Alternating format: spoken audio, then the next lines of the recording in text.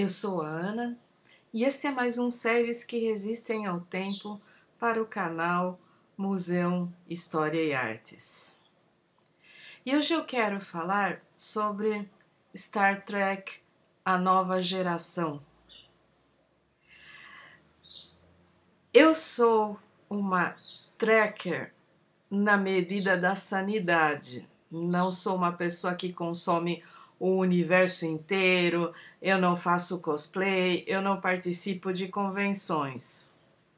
Quando eu me considero uma trekker, eu me considero alguém que aprecia o universo de Star Trek em todas as suas dimensões, mas principalmente alguém que defende as premissas da série muito mais do que consome memorabilia, produtinhos e coisinhas. Star Trek é um universo idealizado por Gene Roddenberry, que começou com a série original, que por si só tem uma história incrível. Basta dizer que ela foi produzida e que a pessoa que bateu o martelo e defendeu a série até o fim foi Lucille Ball. Era uma série que precisava ser feita no momento em que foi feita. Mas eu não escolhi falar da série original porque muito já se disse, há documentários, há entrevistas com os atores, meio mundo lá se tornou ícone, sabe? William Shatner, que era um canastrão de terceira categoria, virou uma coisa imensa por causa de Star Trek.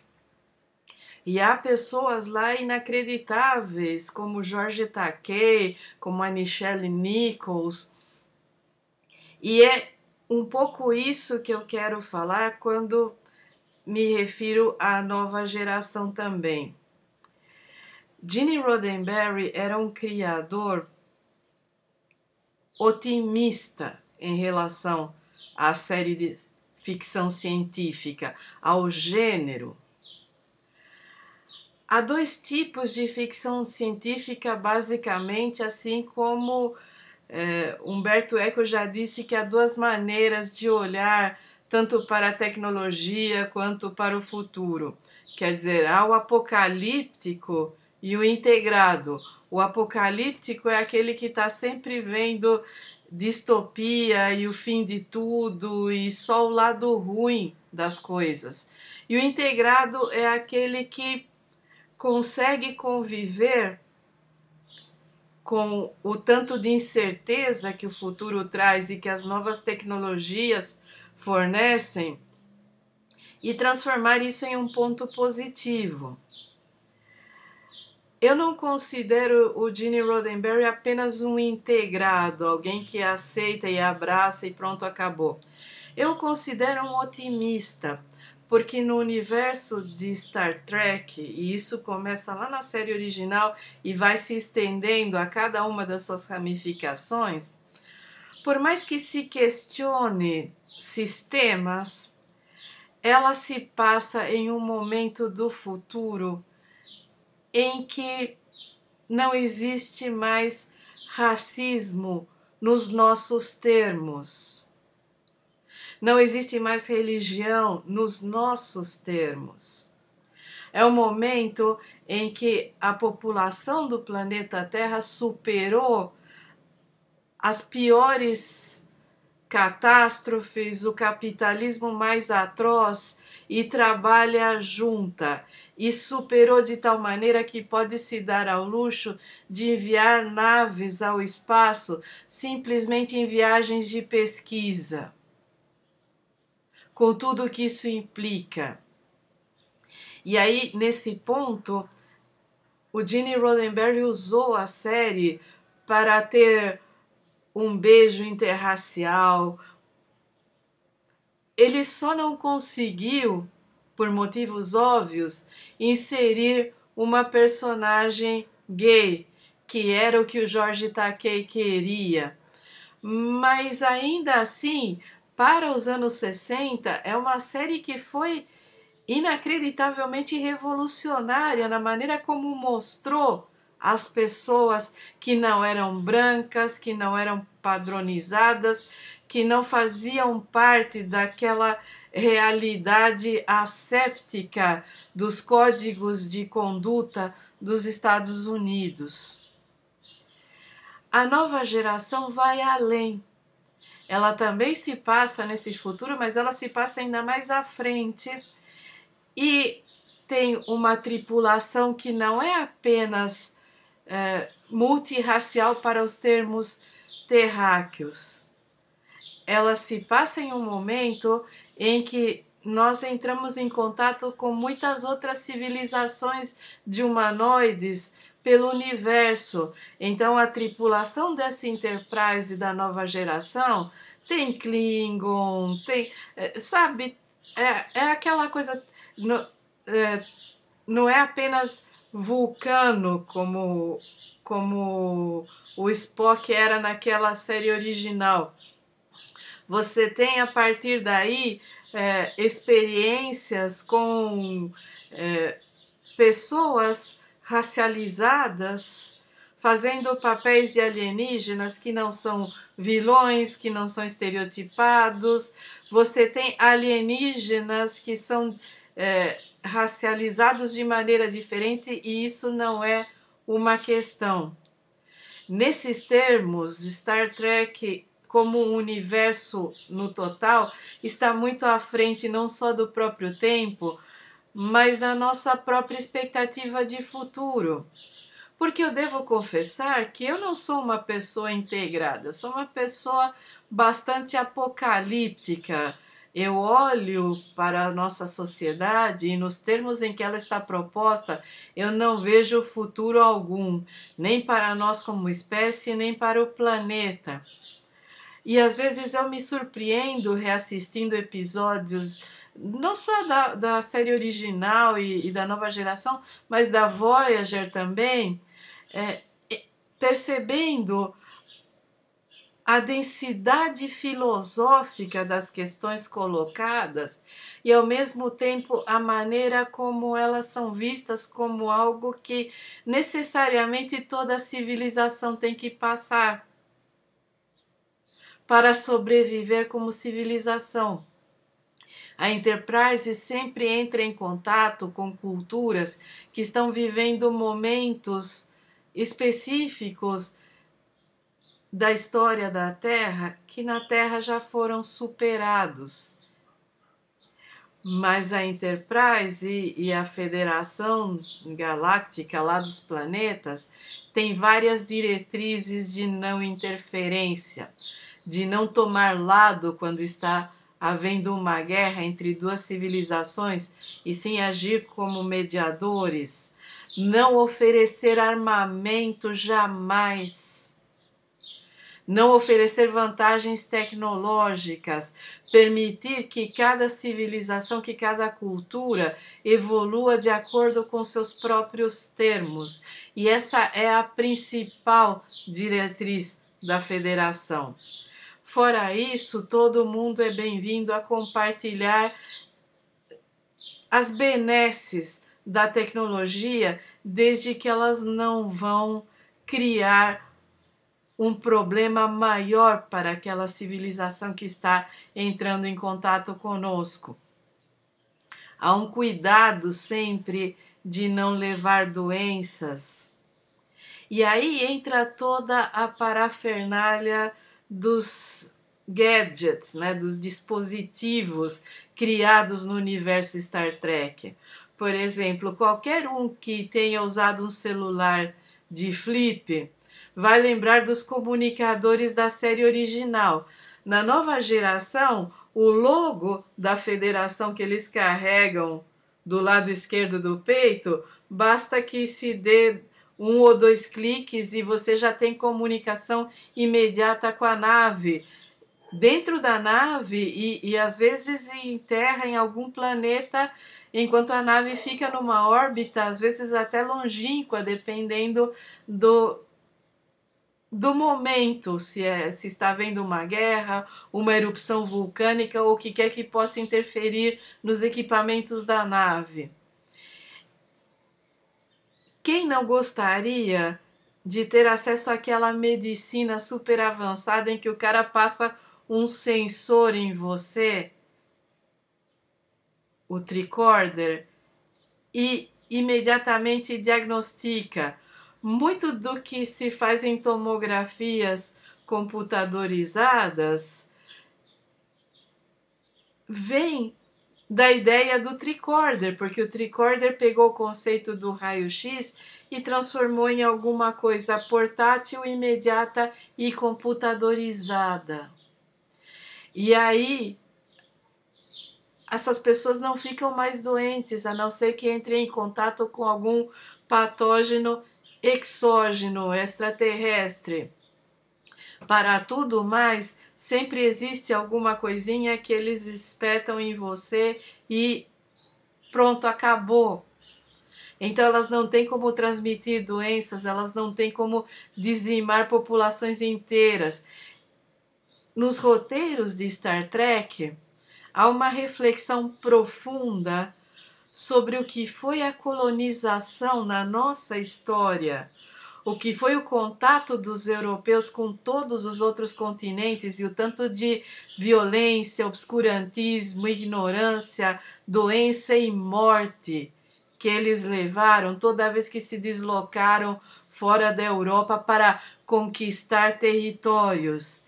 E há uma insistência em não repetir a mesma monstruosidade na hora de entrar em contato com pessoas de outros planetas, de outras culturas, de outras civilizações. E só por isso a série já valeria a pena. Mas, principalmente na nova geração, eu tenho alguns capítulos que eu já fiz um texto no meu blog sobre a filha do Data, que é um dos episódios, dos capítulos que eu mais gostei. Mas há ali sempre discussões sobre o que é a vida, o que torna a pessoa, hoje se costuma usar o termo senciente, mas a vida existe a partir do momento em que se tem consciência de si, a partir do momento em que existe um sistema nervoso central, ou a vida é vida e acabou. E como não há a religião permeando esses debates na série, a não ser às vezes quando você está tendo essa discussão com pessoas de outras culturas, quando você está lá defendendo um terráqueo contra alguma pena de morte arbitrária colocada em termos que não são os nossos, aí você consegue discutir de uma maneira mais filosófica, mais científica e mais eficaz. Então, a nova geração, como outros desdobramentos da série original, discute eutanásia, discute pena de morte, que são duas coisas totalmente diferentes. A eutanásia você escolhe morrer, a pena de morte o Estado ou a religião escolhem por você. A interrupção da vida em todos os seus sentidos, a escravidão, porque muitas vezes está implícito ali a escravidão, principalmente quando se refere aos autômatos. A partir da nova geração, a noção de automação vai se tornando, na série original é algo não tão discutido, mas na nova geração tem o Data, que é um androide capaz de criar uma vida. Ele construiu uma androide para experimentar a sensação da paternidade, e ele educa e ele vai corrigindo essa androide à medida em que os dois se relacionam nesse aprendizado. E o Data é o momento dessa discussão sobre automação. Quem é o Data? O Data é simplesmente um autômato, ou é um cidadão, ou é alguém com direito a ser visto de uma maneira antropomorfizada, já que ele tem um formato humano. Na Voyager você vai além. O oficial médico da nave é um holograma, mas é um holograma que interage e que consegue até fazer cirurgias, quer dizer, ele é um conceito muito revolucionário. E tudo em Star Trek é revolucionário porque está pensando em termos de superação das nossas limitações como espécie e numa melhora que não dependa de um senso moral binário e tosco advindo da religião. Ela está muito mais calcada na filosofia do que na religião. E é por isso que eu recomendo vivamente todo o universo Star Trek, mas que eu recomendo principalmente a nova geração. O Capitão Picard é um cara que está em um momento da tecnologia inacreditavelmente fora da nossa percepção, porque a velocidade de dobra, a maneira como se atravessa de um ponto a outro do universo, a maneira como as coisas se dão é tão, mas tão tecnológica, e ainda assim Picard é um apreciador de literatura do século XIX, do século XV, do século XX, e ele mantém uns poucos livros na sua cabine. E livros de verdade, porque não é como se ele fosse para o holodeck e materializasse uma biblioteca ali e ficasse consultando. Ele tem livros que são de estimação, que ele carrega nessa missão de busca do conhecimento através da galáxia ou das galáxias. E aí o conceito de holodeck, que é algo que à época, né, nos anos 90, para a gente era o suprassumo, e hoje meio mundo tem acesso, pelo menos, a entender como funciona um capacete de realidade virtual. A maior parte das pessoas não tem dinheiro para isso. Aliás, a maior parte da humanidade nem chegou no básico do básico. Mas essas séries ousam pensar como será quando todos os nossos problemas não forem mais problemas. E o holodeck é exatamente essa imersão numa realidade virtual. É uma sala com dimensões padronizadas dentro da nave, em que você dá parâmetros ao computador e o computador cria uma realidade que envolve você e você pode interagir nessa realidade. E aí vai da pessoa. Alguns escolhem viver fantasias medievais, outros fantasias de gangsters, outros simplesmente querem entrar lá e ter um lugar pacífico, numa vibe zen budista, e relaxar, mas o holodeck está lá e cada tripulante, cada oficial pode agendar um horário e ficar ali. E o computador armazena cada fantasia, então podem continuar de onde parou, podem sempre voltar a esses universos sem precisar recriar tudo do zero, e vai colocando novos desafios. E é isso que Star Trek como um todo é, e a nova geração em particular também. É um desafio à nossa imaginação para pensar como poderíamos ser.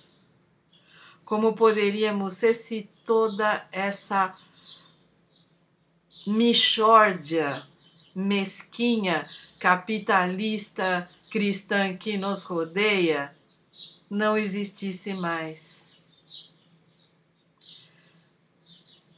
Quais as potencialidades do ser humano se ele não se visse apequenado por toda essa coisa que nos constrange e nos comprime nesse formato padrão normalizado?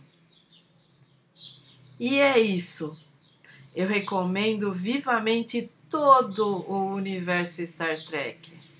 Mas eu estou aqui para sugerir a vocês a nova geração, que é o meu arco favorito. E eu espero que esse ano que termina fique para trás, que as coisas excelentes que tivemos possam ser reconhecidas, mesmo que a imprensa não permita e nem a boçalidade que nos rodeia aceite. Eu espero que o ano que vem seja ainda melhor e que todos possamos continuar vivos, capazes e com o olhar no futuro. Esse foi mais um Séries que Resistem ao Tempo para o canal Museu História e Artes. Cuidem-se muito e até a próxima.